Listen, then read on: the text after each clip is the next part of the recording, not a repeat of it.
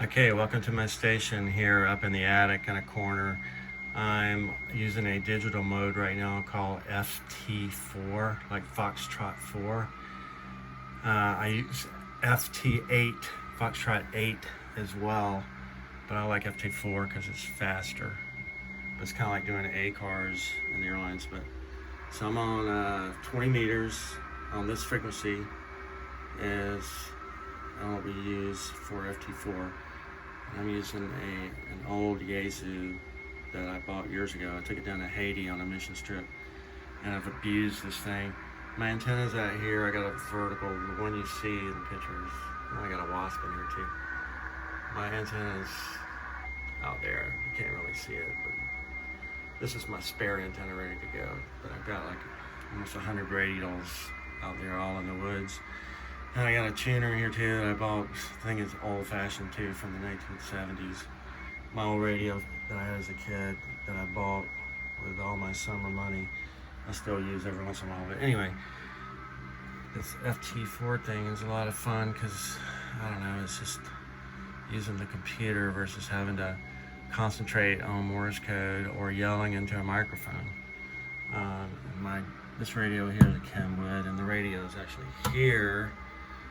And that sound you hear is the sound of FT4. This radio I've had in my car and in my FJ Cruiser. I've talked all over the world on this thing with 100 watts. And so anyway, I just talked to this station in Spain. He's in Oviedo,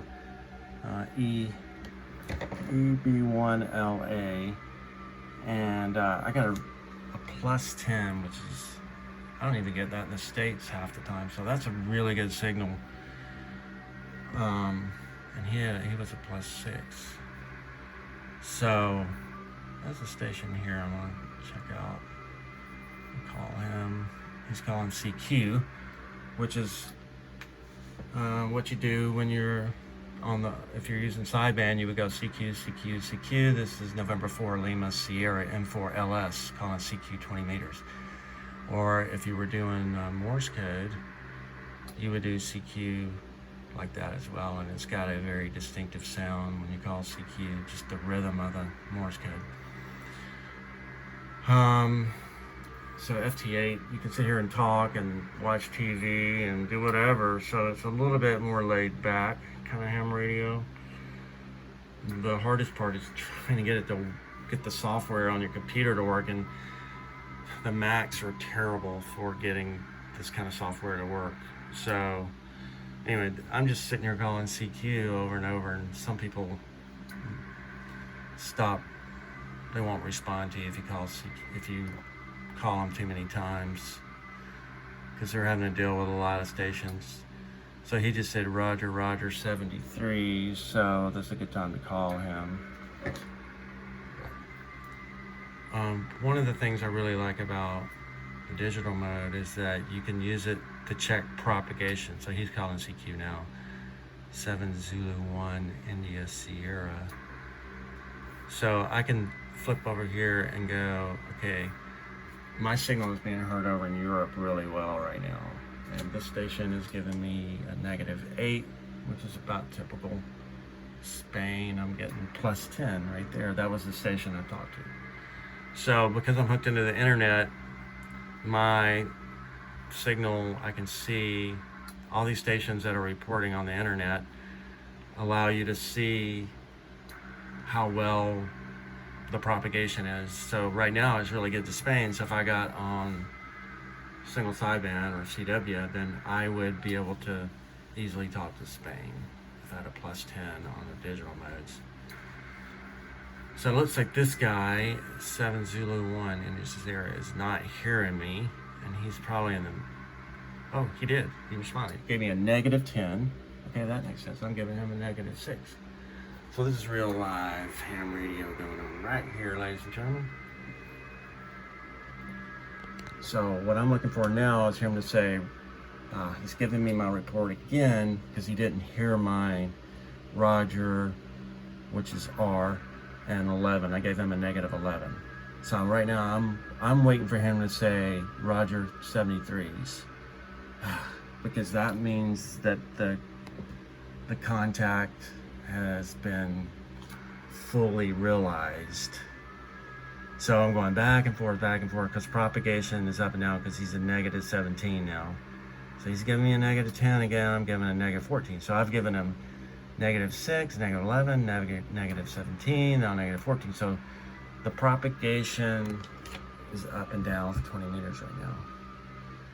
Come on. So I'm like hoping that he's going to eventually give me, that he's going to hear my signal report. Otherwise, it's just going to be a failed QSO. And he's in Saudi Arabia.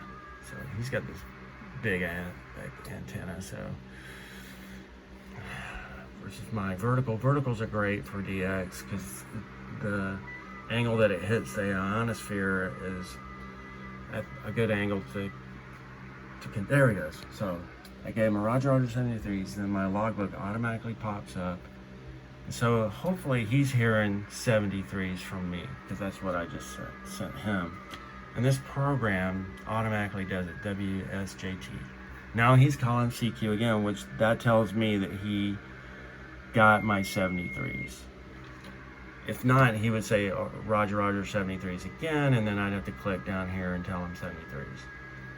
So I can count that as a QSO, and then I take my electronic logbook here, but I will fill out my logbook here because I keep a paper log just because I like to do that. Just like I do for my pilot logbooks, I always keep a hand logbook. So that's pretty good. This WSJT is, WS means weak signal, and JT is the initials of the guy that won the Nobel Peace Prize, a physicist that actually created it. And so he invented this mode, or this program. I'm not an expert on the history there, but you can look it up on the internet. So that's FT4, and so I hope that helps make sense of some of the ham radio stuff. Oh, and this is what I'm kind of messy up here right now because we're in the process of renovating our house, and so this is my key. I like a straight key for sending Morse code. Anyway, that's it. This is M4LS in Lynette, Alabama, saying 73s. Oh yeah, by the way, this is what you gotta use to connect all these gizmos.